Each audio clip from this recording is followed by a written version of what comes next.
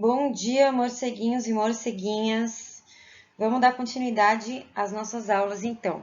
A gente vai entrar no conteúdo de solos, beleza? Então, vamos lá.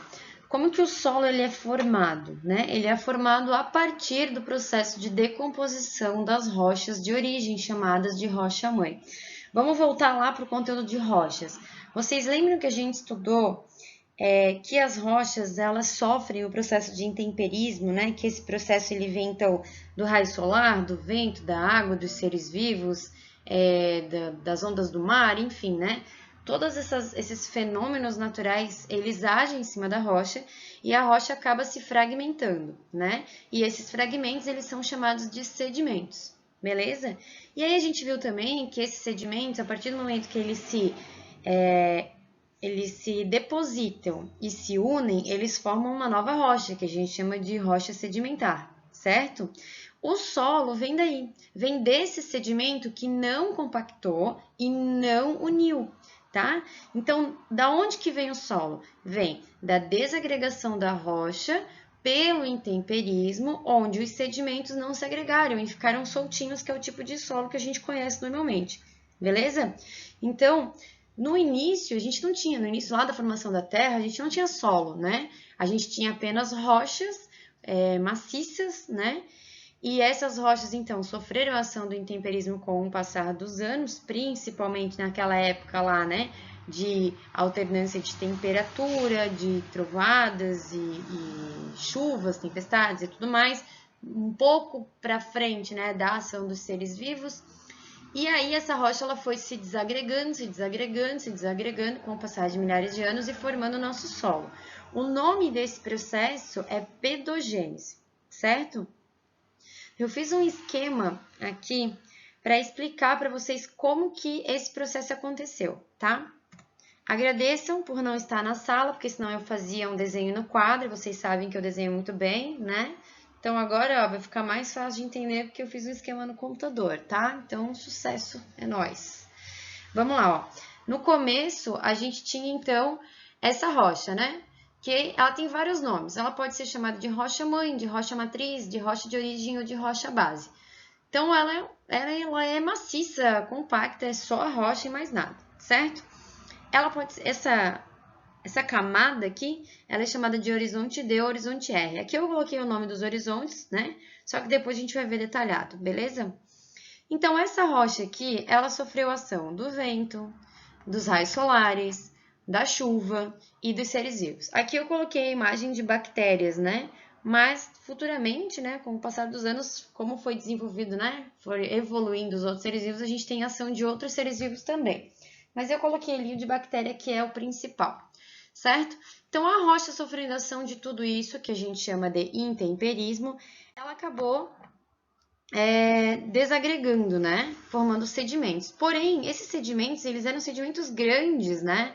Acabavam se tornando pedaços de rochas grandes ainda, tá? E a gente chama de horizonte C.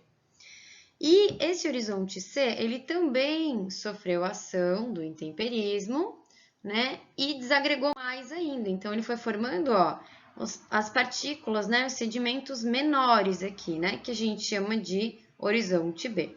Esse horizonte B, ele também passou pelo processo de intemperismo e desagregou mais ainda. E aí a gente vai ter o horizonte A, onde o tamanho da partícula já é bem pequeno, certo? Nesse horizonte A aqui, a gente já tem um pouco de matéria orgânica, né? Que é a decomposição dos seres vivos. Então, por conta disso, ele já é um solo um pouco mais escuro, tá? Esse solo ele também sofre um processo de intemperismo e tudo mais. E a gente vai ter em cima do horizonte A, a gente vai ter o horizonte O. Horizonte O, porque vem de orgânico, matéria orgânica.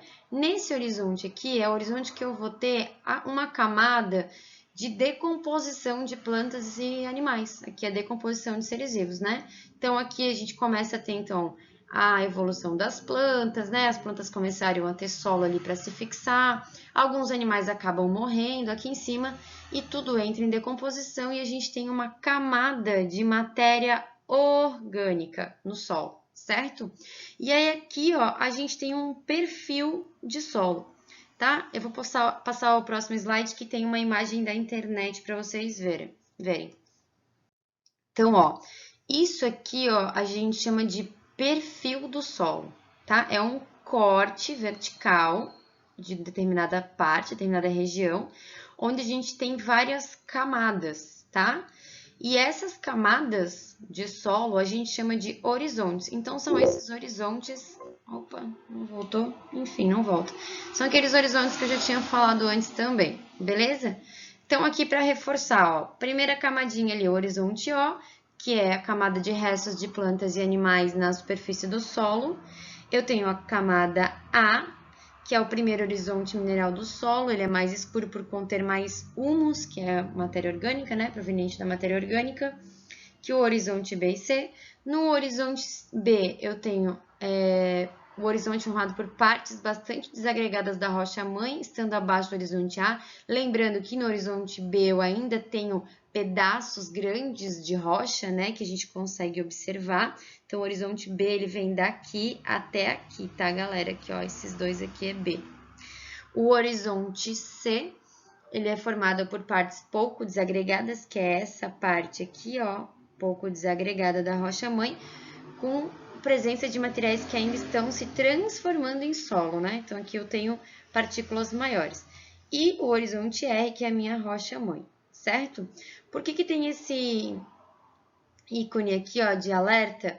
Na apostila de vocês, no livro de vocês, ele fala que o solo apresenta horizontes, né? Que ele apresenta camadas e horizontes, mas ele não especifica o que são os horizontes, tá? Então, quando vocês forem ler o livro, vocês vão perceber que não tem isso daqui, beleza? Então, isso aqui é um material de apoio de vocês também, tá? Outra coisa interessante que acontece aqui no perfil do solo é que a chuva cai aqui em cima, né?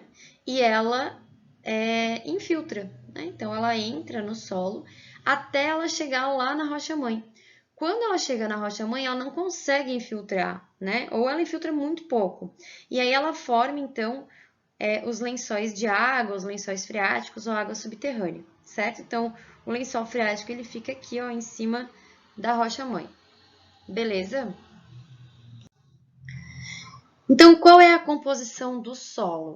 No solo, eu tenho duas composições principais. Eu tenho a parte mineral, que é aquela que se originou da desagregação das rochas devido ao intemperismo, né?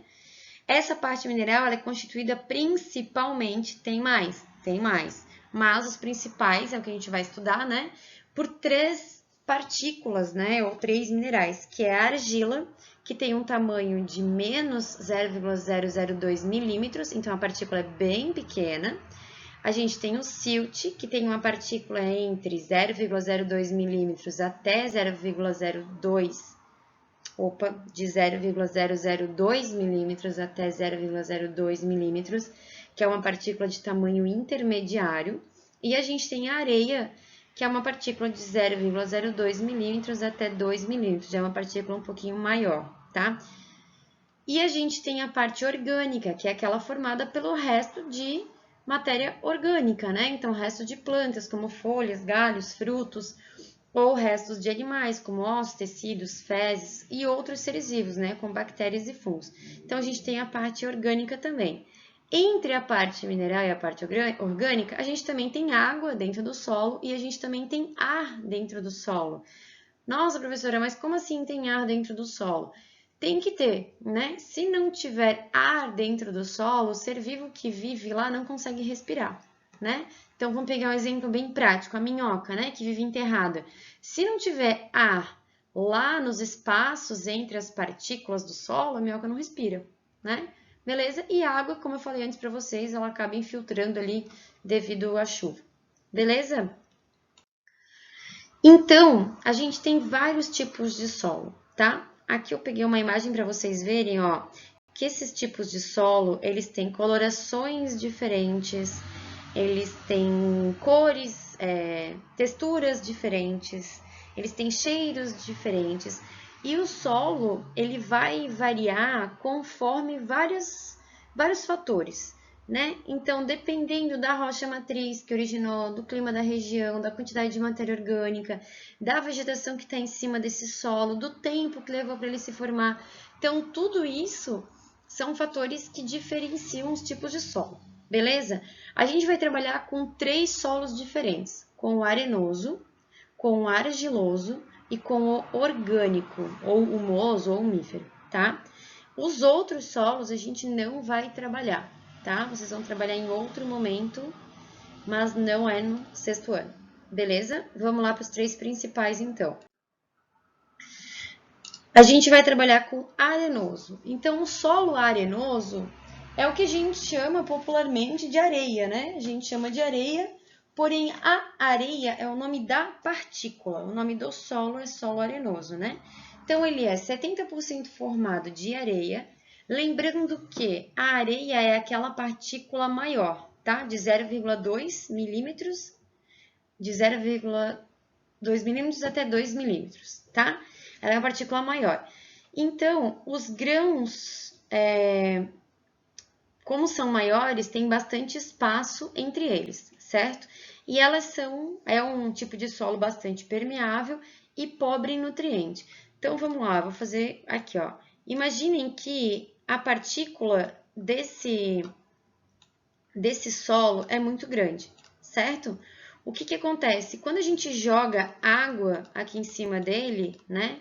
A gente joga chuva ou sei lá, seja o que for, né? O que acontece? A água ela escorre facilmente aqui, né? Porque a partícula é tão grande, o espaço entre ela é tão grande que a água consegue correr livremente, certo? E por conta disso também fica pobre em nutriente, né? Imagina que aqui no meio, ó, eu tenho alguns nutrientes, né? Esses nutrientes eles vão acabar vindo todos para baixo também, porque quando a água passar vai carregar todo esse nutriente. Então ela é muito permeável porque a água passa com muita facilidade e ela é pobre em nutriente porque os nutrientes eles são carregados junto com a água. Beleza? Muito bem. Vamos apagar aqui. Fechou. Próximo. E aí a gente tem um solo argiloso, que ele tem de 35% a 60% de argila. Lembra que o solo argiloso, ele tem a partícula bem pequenininha, certo? Só que nesse solo argiloso, eu vou ter 35% a 60% de argila. Porém, a outra partícula vai ser parte de areia, que é maior, e parte de silt, que é menor. Então, eu vou ter areia, silt, argila, argila, argila, certo? Então, é um solo um pouquinho mais misturado, tá? Muito bem. Ele é pouco permeável. Quando a água cai por aqui, ó, o que acontece? Em alguns espaços ela passa, em alguns espaços ela fica empoçada, né? Porque daí a partícula é muito grudadinha, muito pequenininha e não passa água. Porém, onde tem espaço, a água consegue passar. Então, ela é pouco permeável, tá? Por ser desta maneira, ela consegue reter a água e reter nutrientes e ela mantém a fertilidade desse solo, certo?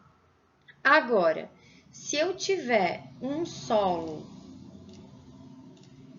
onde eu tenha mais de 60% de argila, ou seja, todas as minhas partículas elas são pequenininhas de argila dentro desse solo, o que vai acontecer aqui? Quando eu jogar água aqui em cima, isso aqui vai ficar empoçado. A água vai ficar aqui em cima, certo? E aí esse solo ele não vai ser interessante para a plantação, né? Primeiro que a raiz da planta não vai conseguir penetrar aqui, né? Porque o solo é muito compactado. Os animais não vão conseguir sobreviver aqui, né? Porque também o solo é compactado, não entra ar. E não vai ter entrada de água aqui também. Beleza?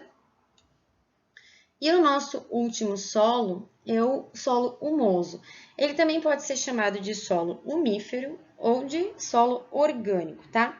e ele tem bastante presença de humus. Humus é o produto final da decomposição da matéria orgânica. Então, por exemplo, uma folha lá da árvore caiu. As bactérias começam a degradar aquela folha. O resultado final da degradação daquela folha é o humus. O humus é produzido também pelas fezes de minhoca, tá? A fezes da minhoca também é chamada de humus. Esse humus que confere a coloração escura do solo, tá? Então, é um solo rico em matéria orgânica justamente porque é um solo onde tem bastante decomposição de matéria orgânica e ele é um solo úmido. Então, esse tipo de solo aqui é o solo mais favorável para a plantação, para a agricultura, né? Ele vai ter uma boa circulação de ar, ele vai ter uma boa permeabilidade. Como ele tem matéria orgânica, ele vai conseguir reter essa matéria orgânica e então ele consegue reter um pouquinho de água. Beleza? Galera, eu vou deixar para vocês esse link. Ele tá lá no plano de aula, tá? Para vocês assistirem ao final dessa aula. Então, né, assistam, depois de assistir essa minha aula aqui, vocês assistam esse vídeo aqui, que é uma aula prática que a gente faria na escola, né? Se a gente tivesse aula. Como não podemos, vamos ver como ela funciona, tá? Ele mostra a permeabilidade dos tipos de solo. Beleza? Espero que eu tenha sido clara e que vocês tenham entendido. Se ficou alguma dúvida, me escrevam. Estarei online lá nos horários que está lá no aviso, beleza? E todas as outras informações que vocês precisam para a aula vai estar lá no plano de aula, tá bom? Beijo, beijo, morceguinhos, e até a próxima aula.